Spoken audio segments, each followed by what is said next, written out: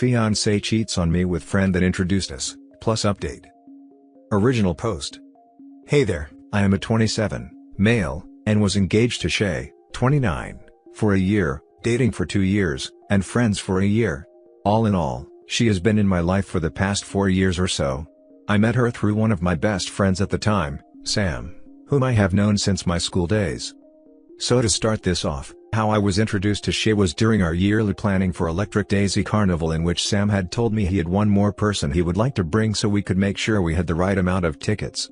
I immediately thought he had finally found a girl for himself, but he waved me off, saying he thought I would really like her and that we would really hit it off, with a little wink at the end. So he introduces me to her a few weeks before the trip, and I would say there was an initial attraction, the kind you get where you want to introduce her to your mother. She was gorgeous, funny, with similar interests. However, she didn't seem interested in me that way, or at least that was the vibe I got. Anyway, fast forward a couple of months and Shay and I start hanging out by ourselves, and she even introduces me to her friend circle. After about a year of this, Sam informs me his job promotion required him to move across the country and that he was going forward with it. I was sad he was moving, but we would keep in touch and planned on taking trips yearly like usual. Almost within 24 hours of this news, Shay had pulled me aside and said that she had developed feelings for me over the last year and couldn't handle keeping it in any longer, and that she was just worried I didn't feel the same way. I was shocked, as I couldn't even sense a change in her attitude toward me, like I would imagine I would catch her looking at me more often or trying to get my attention, but nothing. I didn't really care though. To me, it was bad news and good news leveling out the world. I immediately told Sam about the news, and this is where I really didn't understand the reaction I got. He seemed shocked about it, dismissive even. Asking things like, "Are you sure that's what she said?" And after about 10 minutes he said he was happy for me and that it was about time we got together. The next 3 years are pretty uneventful when it comes to the cheating stuff. But during this time, Shay and I grew so attached to each other that I couldn't imagine life without her. We moved in together, and we were the couple our families would idolize. Her sisters would make jokes that how I looked at Shay was how their husbands and boyfriends looked at their Xboxes. Whenever Shay was away from town, either visiting family or going on work-related overnight assignments, she would FaceTime me until we fell asleep, and I would be woken up by the sound of her snoring through the phone in the morning. She would hate it when I teased her by calling her my alarm clock. I was truly happy.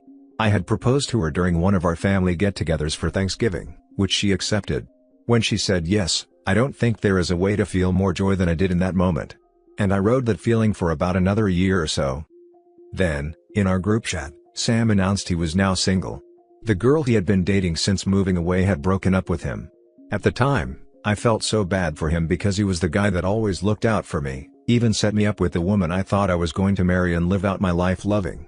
It felt like things were unfair for him, honestly. But things hit the fan when we had our next yearly vacation. When planning our trip, we usually just get one big Airbnb for the Electric Daisy Carnival vacation and just split the cost. But this year Sam wanted to get his own place, which I understood. He could leave at any time if he wasn't enjoying himself, and if he found someone to bring back, they could have some privacy. But things with Shay almost 180'd as soon as she saw Sam. She would hardly look at me and was always hovering around him. It felt like how she treated me before we started dating. Throughout the day, I was just a bit confused and shocked. Things just weren't right.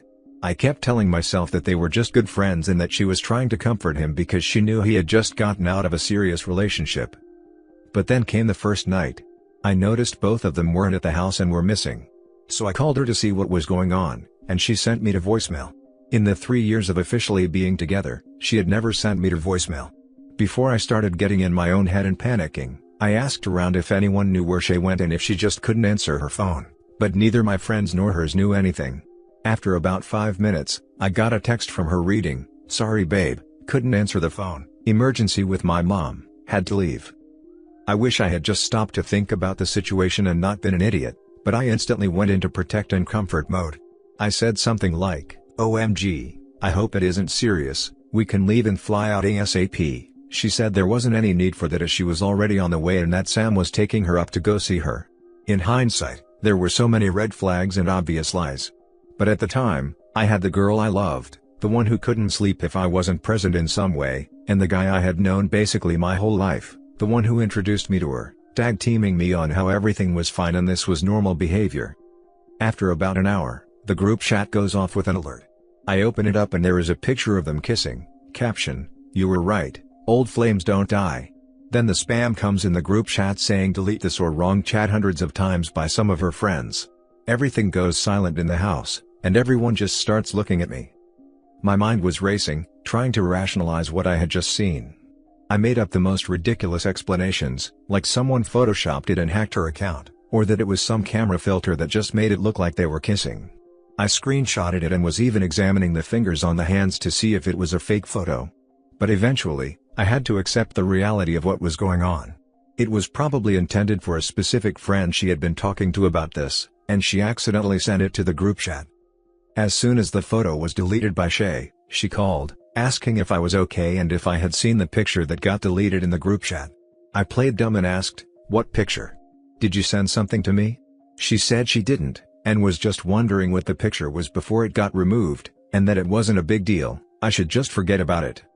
Shay then informed me she was just checking in but was tired, so she was gonna go, followed by, "I love you." I couldn't bring myself to respond and just ended the call. I wasn't sure what to do, but I knew I needed to leave. So I got up and left, with some people giving me a "that's messed up" or a "sorry bro" as I walked out the door. I ended up flying back home as soon as I could. I had to talk myself out of forgiving her so many times. I wasn't sure what I needed to do, but I knew if I met her face to face and gave her a chance to explain, I would have taken her back. So I started doing things to avoid seeing her again. I went and got new locks for the house and began packing all of her stuff. I outright owned the place we were living in, and she wasn't my wife yet and had no claim to the property. So I figured I would move her stuff out and change the locks. I mailed her belongings to her mom's house and was in the process of texting her that we were done when one of her friends sent me information that shed a bit of light on why things happened. Apparently, Sam and Shay used to have this weird on and off dating that they referred to as a toxic cycle, and they were just happy she finally found someone that made her happy. I cut ties with both of them. The last message I sent to Shay was letting her know that she no longer lived with me. I was sending her belongings to her mom's house, she could keep the engagement ring, and we were done. I told her to keep the ring because I didn't want anything to do with it at that point. I didn't want to see it, I didn't want to return it, I didn't want the money from selling it, everything about that ring was tainted now. She tried calling hundreds of times and sent so many texts it felt like I could have made a book out of it all. She never got mad at me though, which almost made it worse. She just kept apologizing, saying how dumb she was, and even blamed her period, saying it was making her emotional and she couldn't think straight. But I ignored everything. Surprisingly, there was actually radio silence from her end for the next couple of weeks. Then one day, she just showed up knocking on my door. I didn't go to the door, I just talked to her through my doorbell and asked what she wanted. She begged me to let her in and just talk about what happened. I told her that wasn't happening. She broke down crying, talking about how sorry she was and that Sam wasn't gonna let her stay with him, and she had nowhere else to go. She said we could just forget the past couple of weeks, enjoy the rest of our lives together, and that it was just a mistake. After hearing this, I couldn't contain myself anymore and really educated her on what she did to me. I told her I would never be able to trust her or anyone else ever again, because if she could do this to me, then anyone could. I told her it wasn't just the past couple of weeks that were tainted, it was everything. All the memories of the cute little quirks she had, the way she would scrunch her nose before sneezing, all the little things I loved about her were now painful memories that would hurt every time I thought about them. That she had hurt me in a way I didn't think was possible. So I asked her, "So you want me to feel like that for the rest of my life?" But of course, she tried convincing me that things would be different and that we could go back to how things were, and that over time I could love her again. I said maybe that was true, that I could love her again one day, but I don't deserve to have to live day by day next to the girl who shattered my trust and shattered my heart, wondering if today would be that day. And that if she ever actually cared for me in the slightest, she would just stop trying and leave. She sat there for another 30 minutes or so, crying, but eventually left. A different member of her family would call every other day apologizing for Shay and what she did. At least she was being honest about why things happened. And no, I didn't forget about Sam. That guy never even tried to reach out to me to apologize or anything. He just left the group chats and I never heard from him again. To this day, I still don't understand why he would invite his fling and then try to get me interested in her, just to cheat with her afterwards. I don't think I'll ever know. As for me, I'm doing okay. I still get the urge to call Shay from time to time, but those moments are getting fewer and less intense.